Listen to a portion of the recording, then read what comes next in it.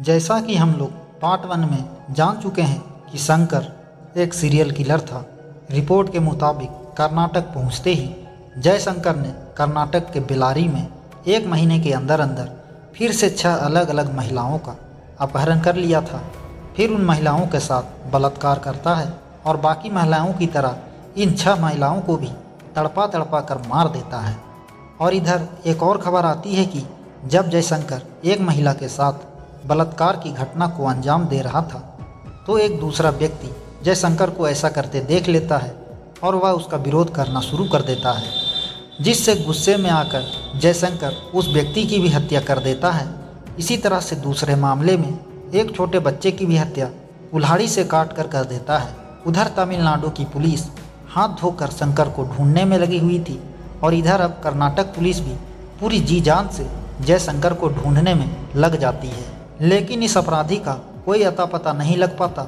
इसी बीच पुलिस को कहीं से जयशंकर का मोबाइल नंबर हाथ लग गया और पुलिस ने जयशंकर के मोबाइल नंबर को सर्विलेंस पर डाल देती है, जिससे पता चलता है कि जयशंकर अभी दिल्ली में है। जयशंकर इतना शातिर था कि उसे कहीं से यह पता चल जाता है कि मोबाइल फ़ोन के जरिए पुलिस उसकी खोज कर रही है। इसके बाद वह मोबाइल फ़ोन को दिल्ली में ही कहीं फेंक देता है। जब पुलिस वहां पहुंचती है तो उसके हाथ कुछ भी नहीं लगता।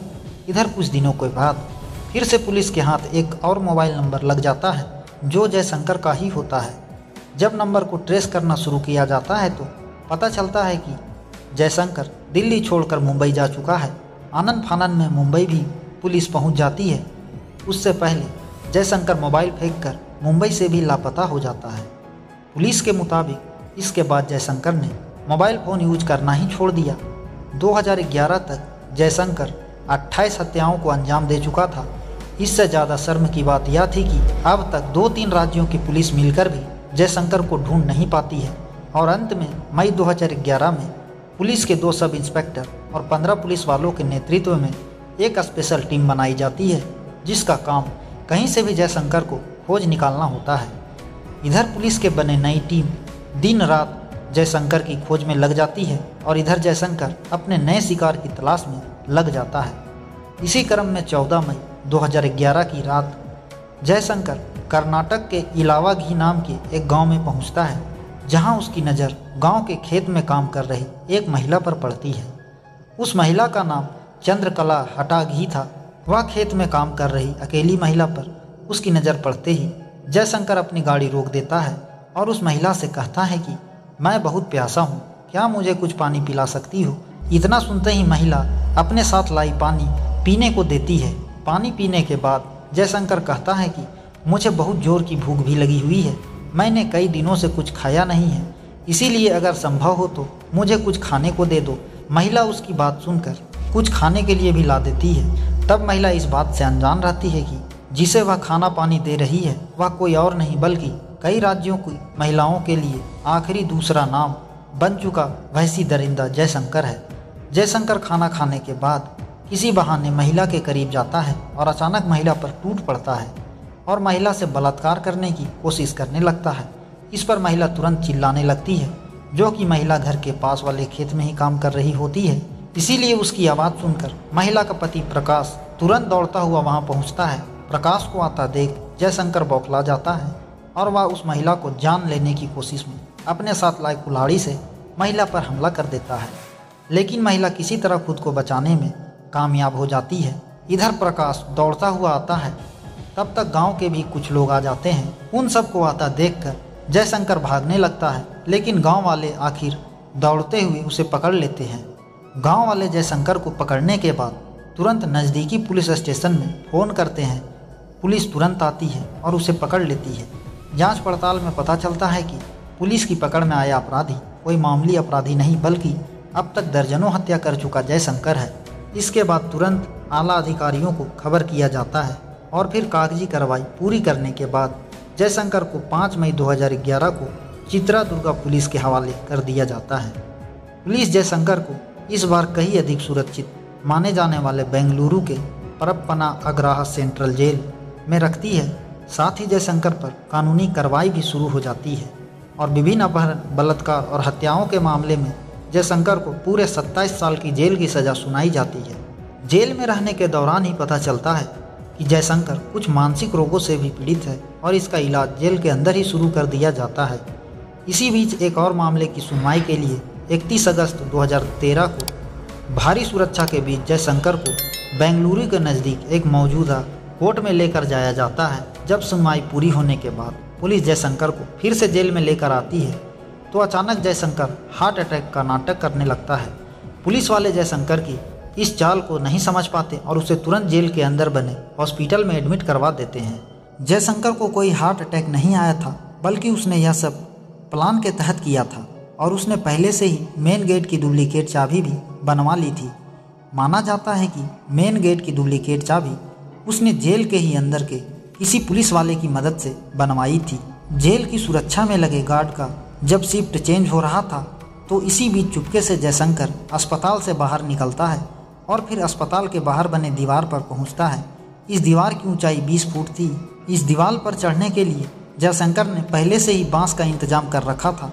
वह इसके सहारे दीवार पर चढ़ता है और फिर कंटीले दीवार पर लगभग 15 फीट तक चलने के बाद वह दूसरी दीवार तक पहुंच जाता है, जिसकी ऊंचाई लगभग 30 फीट होती है। वह किसी तरह 30 फीट ऊंची दीवार को भी पार करते हुए गेट के करीब पहुंच जाता है। कमाल की तो बात यह है कि ऊंची दीवारों के ऊपर कांच के टुकड़े भी लगे हुए थे, साथ ही बिजली की नंगी तारें भी लगाई गई थी जिसे कोई भी पार ना कर सके। लेकिन यह सब उसकी किस्मत ही मानी जाएगी। उस समय बिजली भी नहीं थी। अब बड़ी आसानी से वह जेल से भाग निकला।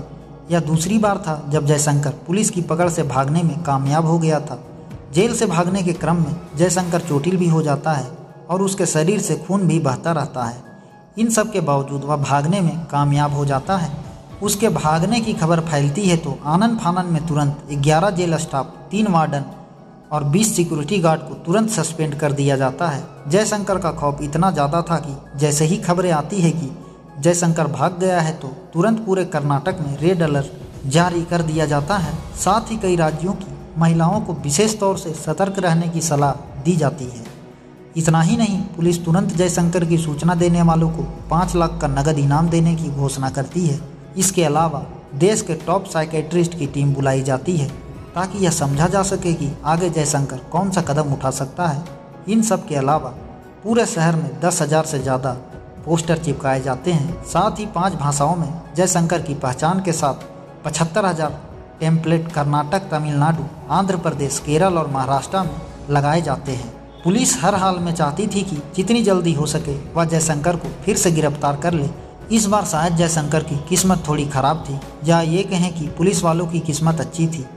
जब जेल से भागने के दौरान जयशंकर ने 30 फीट ऊंची दीवार से छलांग लगाई तो उसका टांग टूट गया था। इस कारण वह ज़्यादा दूर नहीं भाग सका। जयशंकर किसी तरह जेल से कुछ दूरी पर जाता है और एक सुनसान खंडहर बिल्डिंग में छुप जाता है। यहीं पर उसकी नज़र एक व्यक्ति पर पड़ती है जिसे जयशंकर कहता है कि तुम मुझे इस शहर के बाहर ले चलो, मैं तुम्हें काफ़ी पैसे और नई मोटरसाइकिल दूंगा। जयशंकर को यह नहीं पता था कि वह जिस व्यक्ति से बात कर रहा है दरअसल वह पुलिस का ही मुखबिर है। जैसे ही यह व्यक्ति जयशंकर को देखता है, पहचान लेता है और तुरंत उसकी मदद करने को तैयार हो जाता है। साथ ही चुपके से पुलिस को भी खबर कर देता है।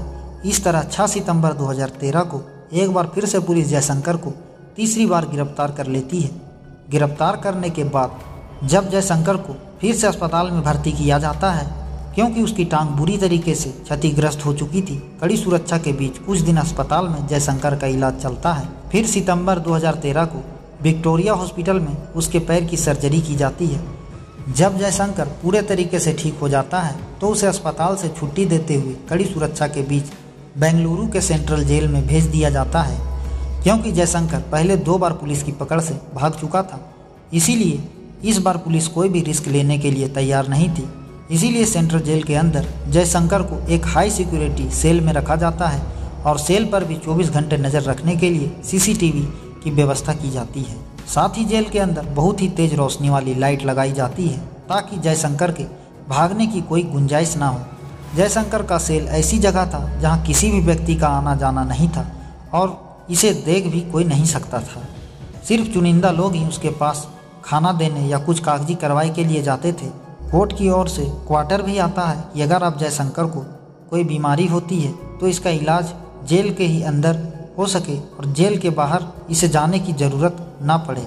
और 24 घंटे नज़र रखी जाती है। आपने अभी तक हमारे चैनल को सब्सक्राइब नहीं किया तो सब्सक्राइब कर लें। भारी भरकम सुरक्षा के बीच पुलिस पूरी तरह से तैयार थी, तो दूसरी तरफ जयशंकर का शैतानी दिमाग रुकने का नाम ही नहीं ले रहा था। वह 2013 से 2018 तक तो जेल के अंदर ही रहता है, लेकिन इसी बीच वह फिर से जेल से भागने की तैयारी में लग जाता है। जब जयशंकर की तैयारी पूरी हो जाती है तो एक बार फिर से 25 फरवरी 2018 की रात वह जेल से भागने की कोशिश करता है, लेकिन इस बार पुलिस की तैयारी इतनी पुख्ता थी कि जयशंकर कामयाब नहीं हो पाता, क्योंकि इतनी सुरक्षा के बावजूद जयशंकर ने भागने की कोशिश की थी। इसीलिए जेल में उसकी सुरक्षा और भी कई गुना बढ़ा दी जाती है तथा अब उसे हाई सिक्योरिटी सेल से निकालकर जेल के अंदर ऐसे गुप्त तहखाने में ले जाया जाता है जहां जयशंकर के अलावा कोई नहीं रहता। यह एक ऐसी जगह थी जहां शंकर अपनी मर्जी से सांस लेने के अलावा कुछ भी नहीं कर सकता था। कहते हैं कि हर किसी का अंत होता है, और ऐसा ही जयशंकर के साथ भी हुआ। हाई सिक्योरिटी के साथ जयशंकर को 26/2018 को रूटीन शेविंग और हेयर कटिंग के लिए ले जाया जाता है, और उसके बाद फिर से उसे उसी एकांतवास में डाल दिया जाता है। 27 फरवरी 2018 की रात सब कुछ सामान्य था कि रात के 2:30 बजे जयशंकर के सेल से बहुत तेज खटखट की आवाज़ आती है, जिसे सुनकर सुरक्षाकर्मी दौड़ते हुए वहां आते हैं और देखते हैं कि जयशंकर पड़ा हुआ है और उसका चेहरे और बदन खून से सने हुए हैं। यह सीन देखने के बाद तुरंत सुरक्षाकर्मी उसकी सेल के अंदर जाते हैं और देखते हैं तो पता चलता है कि जयशंकर ने अपना गर्दन खुद ही काट लिया है। तब तक जयशंकर की मौत भी नहीं हुई थी, इसीलिए सुरक्षाकर्मी तुरंत से फर्स्ट एड देते हैं और वहां पर मौजूद सुविधाओं के साथ खून रोकने की कोशिश करते हैं। इधर आनन फानन में अधिकारियों की भी रात में ही खबर की जाती है और सभी भागते हुए आते हैं। फिर तत्काल जयशंकर को उसी विक्टोरिया अस्पताल में भर्ती करवाया जाता है, जहां से वह इससे पहले भागने में सफल हुआ था। सुबह के 5:10 में डॉक्टर यह कंफर्म कर देते हैं कि जयशंकर की मौत हो चुकी है।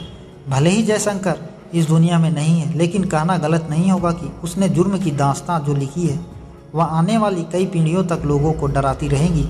आधिकारिक तौर पर तो जयशंकर ने लगभग 30 हत्या और बलात्कार की घटनाओं को और दर्जनों लूटपाट की घटनाओं को अंजाम दिया है, लेकिन माना जाता है कि जयशंकर ने इससे कई गुना अधिक घटना को अंजाम दिया होगा। तो दोस्तों, आप इस सीरियल किलर शंकर के बारे में क्या कहना चाहेंगे? कमेंट बॉक्स में ज़रूर बताएं। अगर आपको हमारी मेहनत पसंद आई हो तो इस वीडियो को लाइक करते हुए शेयर भी ज़रूर करें। और जाने से पहले आपसे एक ही रिक्वेस्ट है कि अगर आपने अब तक हमारे चैनल को सब्सक्राइब नहीं किया है तो इस चैनल को सब्सक्राइब कर लें, ताकि हमारी पूरी मेहनत से आपके लिए ऐसी ही वीडियो आगे भी आती रहे।